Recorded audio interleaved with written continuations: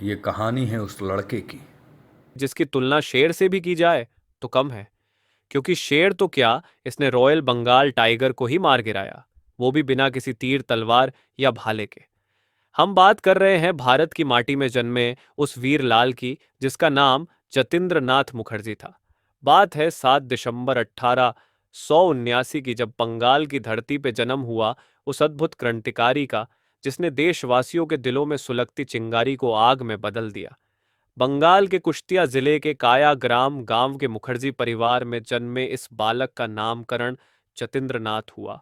कृष्णानगर के एवी स्कूल से पढ़ाई करते हुए इन्होंने कलकत्ता सेंट्रल कॉलेज का एंट्रेंस एग्जाम पास कर लिया और आगे की पढ़ाई वहीं से की। पढ़ाई के साथ साथ उन्होंने स्टेनोग्राफर का कोर्स किया। साल 1906 की बात है, जब वे जंगल से गुजर रहे थे कि तभी उनके ऊपर हमला किया द रॉयल बंगाल टाइगर ने, जिसके सामने आने से शेर भी घबराते थे।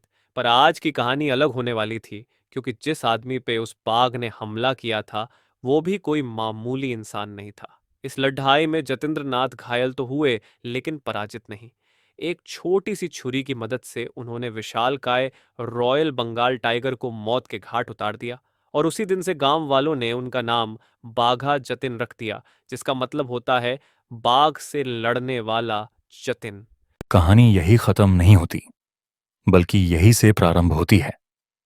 इन्होंने युगांतर पार्टी का कार्यभार संभालते हुए मद्रास, बॉम्बे और पंजाब के क्रांतिकारियों से मेलजोल बढ़ाया। 1909 में समरेंद्रनाथ मुखर्जी के साथ मिलकर कई बार अंग्रेज अधिकारियों पर हमला किया और वहां से लूटे गए हथियारों से देश में चल रही क्रांति को सशस्त्र क्रांति की तरफ मोड़ देच दिया। बार बार अंडरग्राउंड होके ये अपना काम करते रहे। 1910 में इन्हें हाबधा शिवपुर कांस्पिरेसी केस में बंदी बना लिया गया, पर सबूत न होने के बाद भी उनको 1 साल जेल में रखा। जेल से निकलकर उन्होंने जर्मन अधिकारियों से संपर्क बनाना शुरू किया।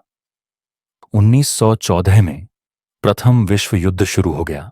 तब से जर्मनी से शस्त्र मांगने की योजना बनाई, जिसके अनुसार पार्टी के साथ मिलकर पूरे देश में सशस्त्र क्रांति करनी थी।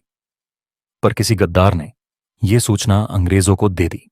उन्होंने अपने साथियों में जोश भरते हुए कहा कि आमरा मोरबो, जोगत जागबे, और वे ओडिशा के बालासोर बंदरगाह से माल उतारने 4 लोगों को लेकर निकल पड़ा, जबकि गद्दारी की इस बात का अंदाजा बाघा जतिन को पहले ही लग चुका था।